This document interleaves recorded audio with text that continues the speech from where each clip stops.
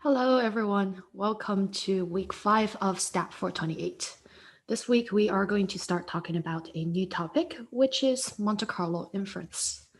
I apologize for posting the videos for this week relatively late. This is because my computer has been reacting badly lately. So the Zoom froze a lot yesterday and the day before. And yesterday, my computer decided to give me a blue screen and restart itself. Well, I guess we're getting into the point in the semester where everybody is a little bit tired and bored, and the weather is not super cooperative either. But the good thing is, it seems like the ultra cold weather in Champaign is finally gone, and you can enjoy a little bit of sunshine. I'll show you guys a picture.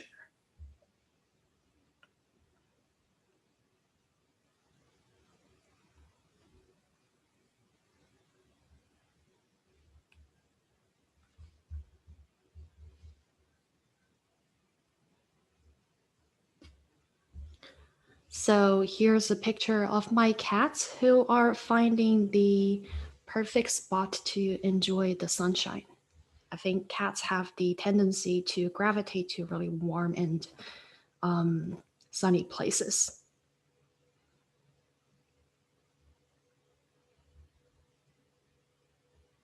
Yeah, I'll show you guys another one.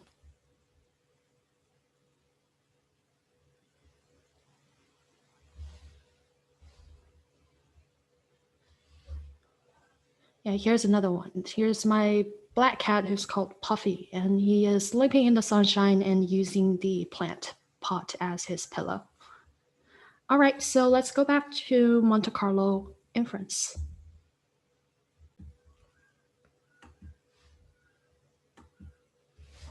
So before we move on to talk about Monte Carlo inference, I thought maybe we can give a recap of the previous 4 weeks of the semester. The first exam is coming up soon, so maybe this can serve as a review as well. So throughout the past month, we have learned a few things. We learned how to draw samples from a given distribution.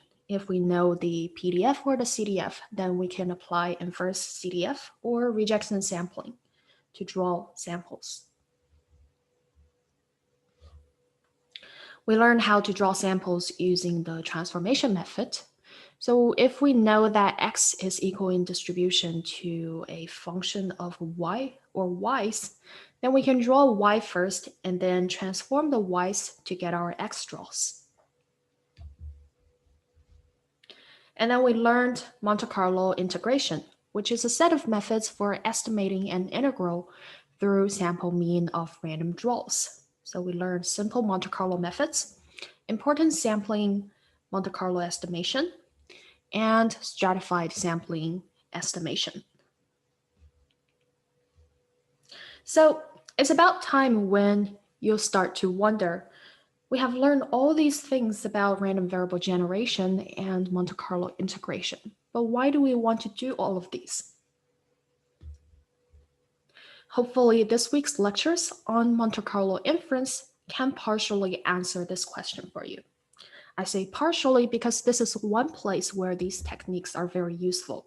Later on, when we talk about Markov chain Monte Carlo, so MCMC methods for Bayesian inference and parameter estimation, you will see that these methods will come up to be really essential again. So what is inference? So this is a really broad and in-depth topic. However, I'll just give a general and brief introduction. So statistical inference infers properties of a distribution based on the observed samples. It means that we have the theory world, which is the population. It's a distribution where there are some unknown parameters that we're interested in. However, we also have the data world, where we take random samples from the population and we try to infer from the random samples we draw some properties of the population. So we're trying to understand the theory world about the population in the data world through our random samples. So what is a statistic? A statistic is a function of random variables or a function of random samples. Some statistics that you're familiar with include the sample mean, x bar. You can see it's a function of your random samples because it's summing them all up and dividing it by n, which is the number of random samples.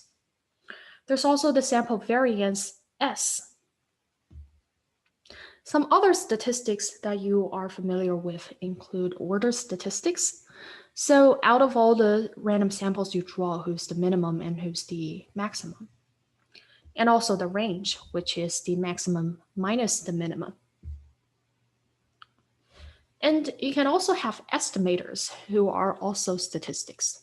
So you might have learned in 410 about maximum likelihood estimators, Bayesian posterior mean or posterior mode estimators, method of moment estimators. The estimators are functions of the random samples we collected, and the estimators aim to estimate the unknown parameters we're interested in. So they are also statistics. So why are statistics useful? So these statistics, either test statistic, descriptive statistic, or estimators, can be used in statistical inference for two types of main tasks. The first is for estimation. So we might be interested in estimating population parameters. And the other is hypothesis testing, where we, under the null hypothesis, have some test statistic that we calculate from the observed data. Based on the sampling distribution of the test statistic and what we observe, we can infer whether we should retain or reject the null hypothesis. So why are Monte Carlo methods useful for these inference tasks? So many of the inference methods that you might have learned in previous stats courses, such as the different kinds of estimators, like MLE, Bayesian posterior mean, or method of moments, or the hypothesis testing methods you have learned in your first statistics class, like a z-test, a t-test, or a chi-square test of independence. Well, you might ask, they didn't really involve any Monte Carlo simulations when you did them. So why do we need Monte Carlo methods for inference? This is because the sampling distribution of a statistics can sometimes be really hard, if not impossible, to derive analytically. Well, we know by the central limit theorem and the Slutsky theorem that if we take the sample mean minus its expectation and divide it by the sample standard deviation, then it converges in probability to the standard normal as n goes to infinity. However, this is when n is sufficiently large, then we'll be able to use the asymptotic normality results. But what if n isn't sufficiently large? What is going to be the distribution of this test statistic when n isn't as large as we want? Also, what if we have some unconventional statistic that are not commonly seen, things like sample mean or sample standard deviation? Well, in this case, maybe we have some statistic that looks like this. So for example, we're interested in the range of our random samples. So the absolute value of x min minus x max, or the interquartile range of our random samples, or some sort of trim mean, which we'll talk about later. Well, in this case, it will be really hard for us to find out what exactly is the sampling distribution of this statistic. If we can't find the sampling distribution, then it will be hard for us to do any kind of estimation or inference tasks analytically. However, we can try to solve these tasks using Monte Carlo techniques numerically. If we can draw random samples of the statistic, for example, the interquartile range, the trim mean, or the range of the data, Then, so if we can draw these things from the desired distribution, then we can numerically approximate the distribution of the test statistic. In other words, the sampling distribution of the statistic. And we will be able to use the numerically drawn samples of the statistic to infer the parameters of interest. So let's denote the parameter of interest again by theta. So this can be used. So if we have the numerically approximated distribution of the statistic, then we'll be able to calculate the expectation of the approximated sampling distribution. And we can also calculate various sorts of probabilities. So you might have noticed at this point, after doing a lot of homework and review for the previous lectures, a probability can be also seen as an expectation. So the probability of something like A is actually just the expectation of the indicator function applied to A. So we'll be able to figure out various sorts of probabilities that we're interested in by looking at the approximated samples that are obtained using Monte Carlo draws. So this week, we are going to discuss how Monte Carlo methods may be used for parameter estimation. This includes point estimates and also things like MSE and confidence intervals.